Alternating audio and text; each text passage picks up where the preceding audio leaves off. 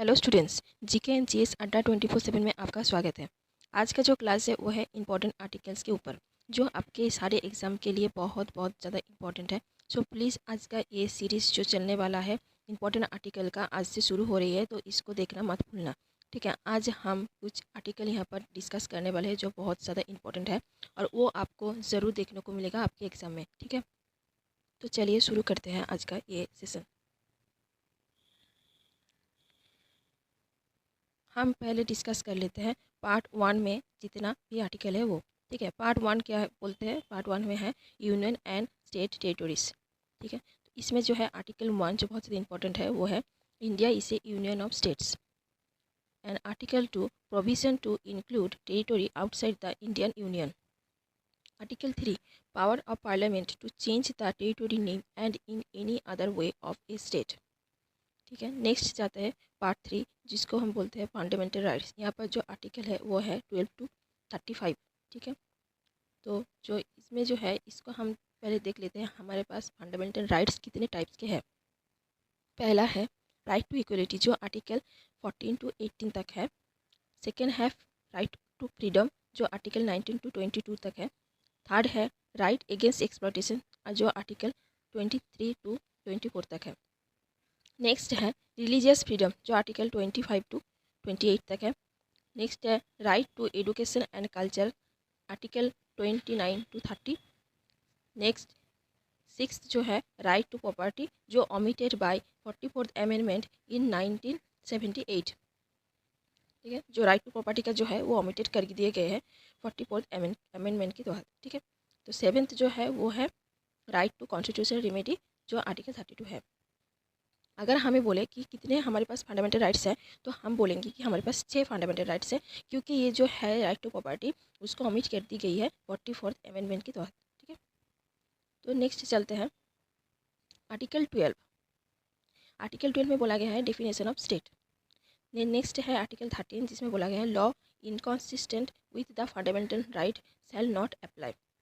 ठीक है, जो लॉ इन फंडामेंटल राइट्स के साथ इनकॉन्सिस्टेंस है उसको हम नहीं अप्लाई कर सकते। नेक्स्ट हम चलते हैं right to equality. Right to equality के अंदर मैंने बोला कि जो आर्टिकल है वो है आर्टिकल 14 to 18, तो उसको हम डिस्कस कर लेते हैं। Article 14 quality equality before law. ठीक है, तो इक्वालिटी बिफोर लॉ जो है वो आर्टिकल 14 में है। आर्टिकल 15 में है no discrimination on the basis of religion caste etcetera. Article 16 में है equal opportunity in job. And article 17 में है end of untouchability. And article 18 में है एंड ऑफ टाइटल्स। ठीक है, नेक्स्ट चलते हैं राइट टू फ्रीडम में। ठीक है, राइट टू फ्रीडम यहाँ पर जो है आर्टिकल 19 टू आर्टिकल 22 तक है, तो फिर हम डिस्कस कर लेते हैं। आर्टिकल 19 में बोला गया है freedom of expression, freedom of speech, freedom to assemble at one place, freedom to form assembly and group, freedom to roam, residence in India, right to livelihood. ठीक है, ये सारे बोला गया है आर्टिकल 19 में, तो इसको हमें याद रखना है। ठीक है, नेक्स्ट चलते हैं आर्टिकल 20। आर्टिकल 20 में बोला गया है protection in respect of chemical conviction. ठीक है, क्रिमिनल कॉन्विक्शन जो है वो आर्टिकल 20 में बोला गया है। क्रिमिनल कॉन्विक्शन बोला गया है protection in respect of chemical conviction.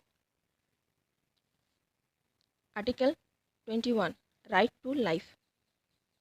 ठीक है, ये जो आर्टिकल 20 है protection in respect of criminal conviction, और जो आर्टिकल 21 है वो बहुत ज़्यादा इंपॉर्टेंट है, राइट टू लाइफ। एंड ये जो है ये तो मोस्ट इंपॉर्टेंट है आर्टिकल 21A। इसको हम आप देख सकते हैं, मतलब ज़्यादा से ज़्यादा एग्जाम में ये सवाल ज़रूर आए हैं। ठीक है, तो इसको भी आप ज़रूर याद रखना। वो है right to free education for children in the age group of 6 to 14 years. ठीक है, नेक्स्ट है आर्टिकल 22, ये है प्रोटेक्शन अगेंस्ट अरेस्ट।